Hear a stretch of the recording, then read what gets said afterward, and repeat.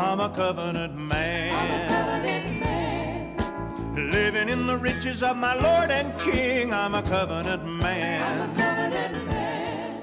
Committed to Him in everything I do, believe He'll come again. And I know one thing I'm gonna do till then is learn to live in the blessing of Abraham.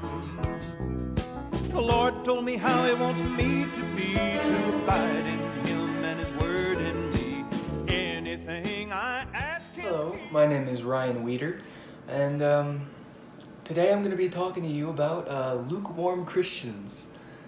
A little while ago at school, one of our instructors was talking about the denomination he was raised in. Whenever they would read Revelation 2 and 3, the one talking about the 7 churches and the 7 angels,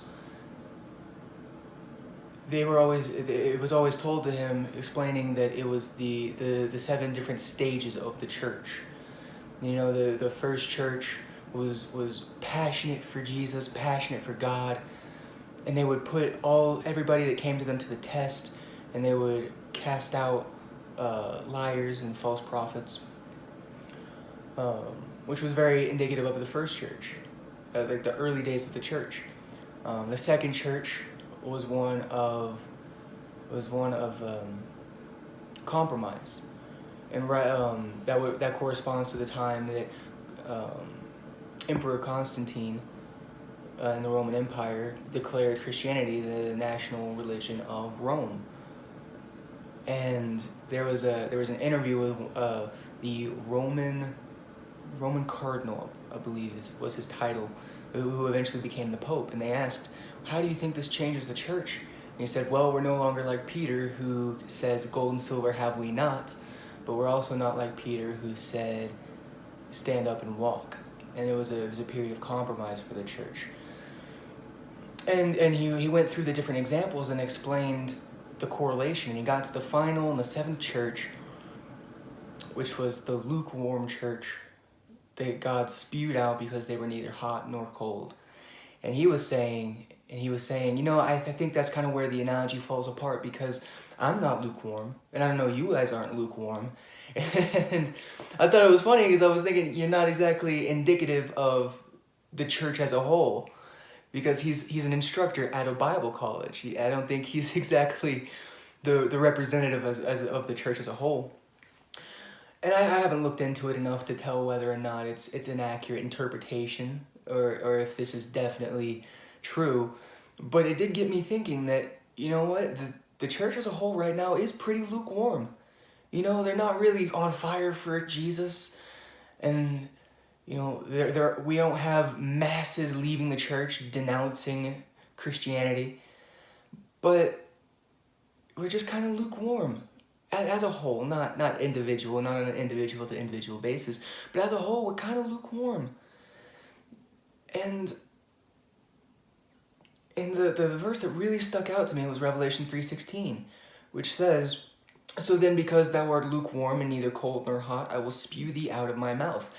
And when I read that, it just hit me. It hit me in the chest. I go, oh my gosh. And you know, I had heard the verse before. I'm pretty sure a lot of children growing up heard that verse, and that, you know, you need to be on fire for Jesus. God would rather you just not be a Christian than be just a lukewarm type Christian. And I looked in the Strong's dictionary, and that word lukewarm there can also be translated as tepid, meaning lacking enthusiasm. And that's pretty accurate. It's pretty accurate for Christians today. They just lack enthusiasm for Jesus. They kind of drag their feet on into church, sit down, watch the preacher, hope he ends by noon so they can get home and watch the ball game. You know, there's not an enthusiasm for Jesus anymore. You just see so many, like, zombie Christians, if you will. They kind of shuffle along, you know, they say the right things, Jesus, love you, I love you, God, but there's no actual enthusiasm in it. And God showed me, I had started reading through the book of Jeremiah, because I was curious, and God, and I was thinking about this lukewarm Christians thing as I was reading through Jeremiah, and God showed me this verse in Jeremiah 7:9-10 in the Amplified. It says, "Will you steal, murder, commit adultery, swear falsely, burn incense to Baal, and go after other gods that you have not known, and then dare to come and stand before me in this house which is called by my name, and say, by the discharge of this religious formality, we are set free, only to go on with this wickedness and these abominations." It's pretty harsh. It's a pretty harsh accusation from God. But it was accurate for then, and it's looking very accurate for these days as well. Because other gods, that doesn't mean you're going out and you're worshiping, Zeus and Odin and Baal. You're not worshiping these other gods as we know them. But people put other things in the place of God. Other people, they'll watch TV when they know they should be reading their Bible. I've done that. I'm still working on that personally because I'm not quite where I want to be. But that's the thing that a lot of Christians do. For instance, the ball game. They'll be in church looking at the scores of the games, go, oh, look, my team's winning. They just put these other things in front of God, worshiping these things, and these are the idols that we're worshiping nowadays as a society. This is the definition of a lukewarm Christian. You go to church, you say, God set us free, but then you turn right around and you start worshiping these other things. You start watching TV too much. You start putting it ahead of God. You start caring about your fantasy league more than you care about going to church and learning about God and loving and worshiping on God. And it's really sad to see for us. Imagine what it must look like and feel like for God. Because these are his children. His own children are saying, God, we love you. We love you, we do. And then they'll turn right around and they'll ignore him for 6 days out of the week. As if you're a father, if you're a parent of any kind, how would that make you feel? If your kid just completely ignored you, act like you just didn't exist for 6 days, and then that 7th day, they give you half the day. And then the other half, they just go back to doing whatever they were doing. I mean, it's not a good thing. I mean, it's just not. I don't know how else to put it. And throughout Jeremiah, you can see that God spewed out the Israelites just like he's spewing out the lukewarm Christians in Revelation. This is what he's doing. Like he says, he would rather you be hot or cold, but lukewarm, he'll spew you out. And it's what he did to Israel.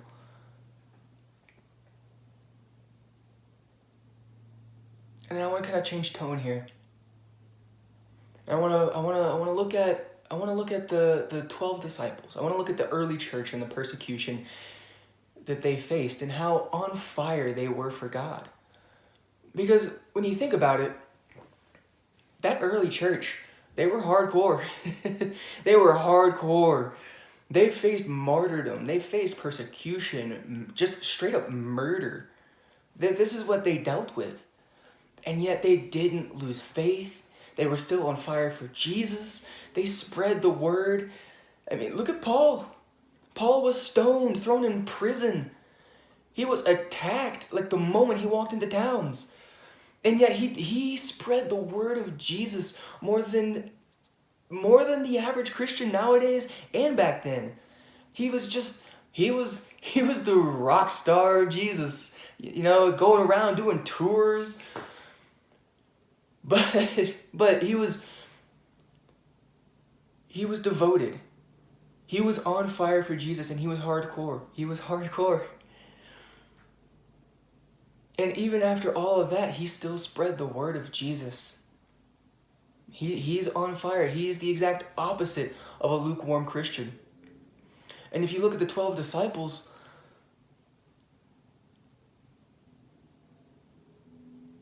all of them, except for John, were martyred.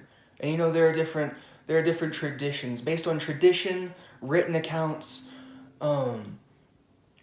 and in some cases almost hearsay. All of them, with the exception of John, were martyred. I mean, of course, we know Peter was crucified upside down because he didn't think he was worthy to be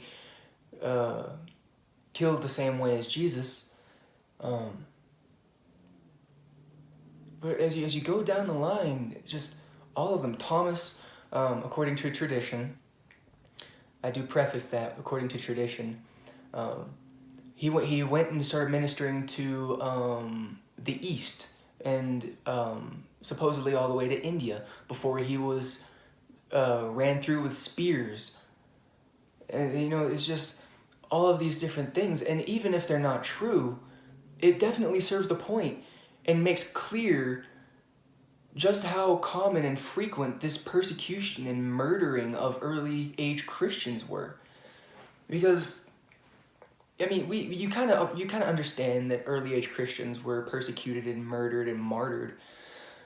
But when you look, and even look at just the traditions, and in some cases, as I said, kind of hearsay, it really does make clear that they were killed, they were murdered, they were persecuted. And it really puts into perspective the difference, the changing of times, and how even with the minimal persecution that we experience nowadays, that, you know, it's just too much for some Christians. You know, there's you know, I don't want to say I'm a Christian, you know, because you know, I'll get heckled. I'll get a talking to, you know, they'll try to argue with me, and I don't want to argue. And you know, it's just not acceptable. And I Googled what the early age persecution looked like. And Roman citizens, natural born Roman citizens, they were giving the merciful execution of beheading.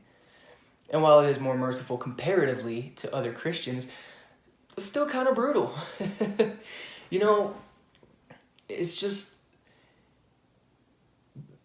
beheading is made to be a merciful form of execution, but before the guillotine, which was another advancement in humane execution, it would not always, your head wouldn't always come off with the first swing of the sword or the axe. You know, there are reported cases of it taking 3 or 4 swings to successfully decapitate a person. So you're sitting there in that excruciating pain and knowing someone's trying to chop your head off, and you can't do anything about it. You're getting your head chopped off one way or another, and you just gotta sit through it. And that's not exactly a pleasant time, I'm here to tell you. And there are reported cases of, you know, people having their head chopped off and the head mouthing out words and trying to speak. And you can take that as, you know, it's just some dying muscle twitching, but you can also look at that as it is a very solid possibility that you remain conscious for the next few seconds after your head is severed from your body. And that's not a pleasant experience. That is very painful. And if you weren't a Roman-born citizen, well, you got put into Colosseum games. You got fed to lions and bears with no way to protect yourself for the spectation, for the pleasure of onlookers. People would come to the Colosseum and they would watch Christians be fed helplessly to these lions. And these lions, they were starved.